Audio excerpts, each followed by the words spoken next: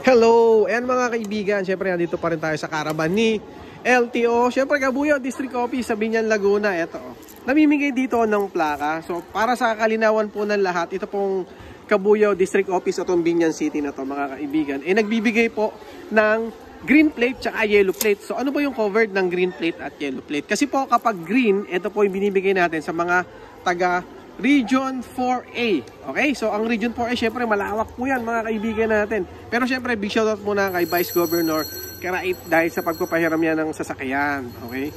Yung Region 4A natin, syempre, ano yan, Cavite, Laguna, Rizal, Quezon. So, kung sakop po kayo niyan, 2017 pababa, meron po kayong plaka at ganito po yung maibibigay namin plaka sa inyo na kulay green. At doon, mga kaibigan, sa mga taga-NCR naman. Okay? Nagbibigay din po ng plaka dito. Kung ang rehistro mo ay, or sa CR mo ay NCR nakalagay dyan, nagbibigay din po kami dito. Ayan. So mga kaibigan, NCR 2017 pababa, meron pong plaka na kaming pinamimigay dito. Siyempre maraming salamat sa LTO District Office ng Biñan. Siyempre sa mga kapitan. Kung gusto nyo siyempre pumunta din or kung gusto nyo magkaroon ng plate distribution sa lugar ninyo, pwede nyo kontakin si LTO Cabuyao District Office. Basta po ito muna mga kaibigan na Cabuyao, Santa Rosa, tsaka Biñan. Yan lang po muna kasi yung iba may sariling district office po yan. Sila po yung mag-aayos. Ngayon, anong year model ba talaga yung binibigyan? For the record tayo mga kaibigan, pinakamababang year na nabigyan dito ngayong araw na to ay 2009 or 2006. Ayan, kung di ako nagkakamali, tinanong natin sila kanina, ay nabigyan po ng bagong plaka. Okay? And meron din nabigyan dito mga kaibigan natin dahil sa kanila, meron tayong mga expired. Okay?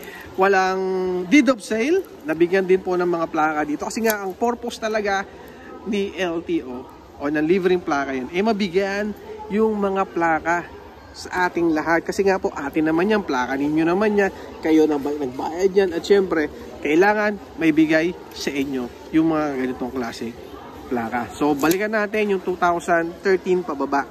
Okay, kung ang plaka mo mga kaibigan or kung ang LTO tracker mo, kapag tumingin ka sa LTO tracker mo mga kaibigan, na bago ka pumunta sa mga ganitong caravan, basta 2013 pababa mga kaibigan, bago ka pumunta sa LTO tracker or sa mga LTO caravan, check mo muna.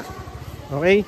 Kapag po may lumabas na plate number doon sa LTO tracker mo, huwag na po kayong pupunta sa ganitong caravan kasi hindi po kayo mabibigyan. Pero kung sakasakali naman pagtingin mo sa LTO tracker mo ay wala pong plate number, ito po mga kaibigan natin ay makakakuha ka sa ganitong caravan. Kahit po yellow plate, green plate, ayan, makakakuha, mabibigyan din po ng plaka.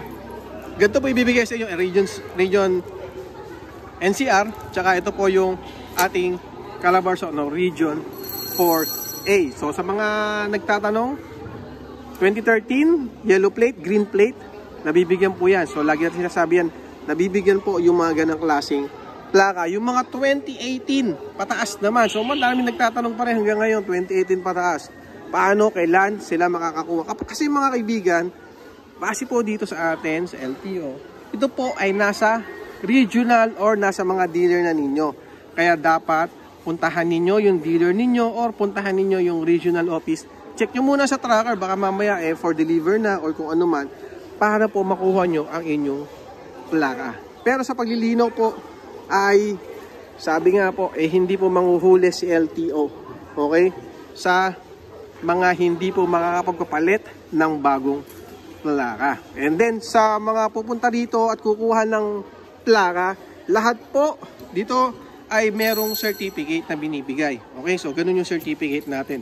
Bago kayo umalis, check nyo munang mabuti kung tama yun na sa certificate, yung plate number, yung name, tsaka yung lahat ng detalye dapat tama po. Bago nyo pirmahan yun at bago nyo i-receive yung plaka ninyo. Okay, sa mga kukuha ng plaka, syempre congratulations sa mga nakakuha na. Ayan, syempre, dito tayo sa LTO Caravan. Maraming salamat sa kanila. Sila yung masisipag na LTO staff. And kahit Sabado, nagtatrabaho sila. Okay? And mga kaibigan, yun lang. Maraming salamat. And thank you syempre sa mga kapitan na nagpapaunla. Thank you.